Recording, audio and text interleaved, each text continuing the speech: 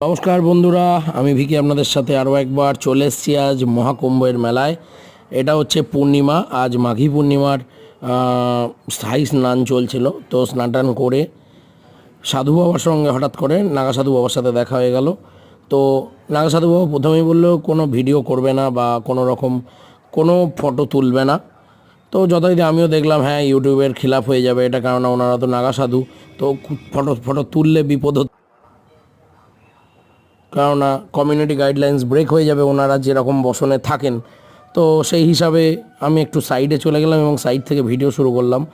তো হঠাৎ করে সঞ্জয় দা গিয়ে বসে গল্প করতে করতে হঠাৎ করে উনি ব্যাগ বের করলেন। ব্যাগের থেকে কি এমন একটা জিনিস বের করে ভালোবেসে খেতে দিলেন এবং সেটা খেলো। তো প্রথমে তো একটু ভয় পাচ্ছিল, বাবা সাধু সন্ন্যাসীরা কী যে খেতে দিয়ে দেবে কে জানে। তো এটা তো মনের মধ্যে তো একটু ভয় চলবে বিষয়টা নিয়ে, যেহেতু অচেনা মানুষের কাছ থেকে কোনো কিছু নিচ্ছি। তো যাই হোক, সেটাও নেওয়া হলো। তো তারপরে কিছু কথা সঞ্জয়দা বলতে শুরু করে। তো সঞ্জয়দা যখন কথাগুলো বলে, খুব দামি কথা, মানে বাবাজি যেগুলো বলছিলেন, মানে যাকে আমরা চিনি না, যাকে আমরা কোনো দিন দেখিনি, উনি আমাদের চেনেন না, কিন্তু প্রসাদটা দিল এবং খাওয়ার পর থেকে অবাক যে উনি কিছু কথা বলতে শুরু করলেন যেটা সঞ্জয়দার লাইফের সঙ্গে মিলে আছে। সঞ্জয়দা সেটা নিজে মুখেও স্বীকার করেছে। সঞ্জয়দাও তো অবাক হয়ে গেল যে ওনার ভিতরের কথা কি করে জানে, কি করে জানতে পারে এই রকম। তারপরে সঞ্জয়দা কিছু না পেয়ে বলতে শুরু করে যে বাবাজি আমার একটু গ্যাসের প্রবলেম, পেটের প্রবলেম খালি। তো ওই পেটের মধ্যে উনি একটা কিছু দেখালেন ইশারা করে, যে ওইটা মানে অ্যাকচুয়ালি ভাষাটা হিন্দি, কিন্তু একটু অন্য রকমের হিন্দি ভাষা টান দেওয়া, যার জন্য একটু বুঝতেও অসুবিধা হচ্ছিল। তো পরে যখন সঞ্জয়দা ওখান থেকে সাধুর বাবার কাছ থেকে উঠে আসে, তখন সঞ্জয়দাকে আমি জিজ্ঞেস করি, দাদা বললো পেটের মধ্যে যখন খাবারটা নামছে, প্রসাদটা নামছে, বুঝতে পারছি যে আমার একটা শরীরের মধ্যে অন্যরকম ফিলিংস।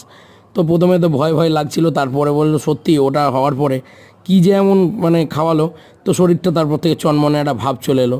এবং শুধু তাই নয়, কিছু কথা যেগুলো বলেছে, যেগুলো কোনো দিন আমাদের সাথে কারুর মিট আপ নেই, অথচ পরিচিত নই, কিন্তু আমাদের ভিতরের কথা উনি কীভাবে জানলেন, এটা একটা প্রশ্ন আমাদের কাছে সবসময়ের জন্য থেকে গেল। যাই হোক, কুম্ভ মেলায় গিয়ে এইভাবে নাগা সাধু বাবাদের সাথে পরিচয় হবে বা বসে কথা হবে, এটা কোনো দিন স্বপ্নেও ভাবিনি আমরা। তো এটা বলতে পারি আপনারাও কুম্ভ মেলা যান, অনেক কিছু দেখতে পাবেন। সত্যি ঈশ্বর আছে কিনা তার একটা প্রমাণ আপনারা অবশ্যই এখানে গেলে পাবেন। এবং আমি বলবো যান, ঘুরে আসুন। আর কয়েকটা মানে দিন বাকি, আরেকটাই সাই স্নান আছে এরপরে, সেটা হচ্ছে শিবরাত্রি, তারপরে এই মেলা শেষ। অবশ্যই আপনারা যান, খুব ভালো লাগবে। ভিডিও ভালো লাগলে অবশ্যই হর হর মহাদেব কমেন্ট করবেন, এই আশা রাখলাম আপনাদের কাছে।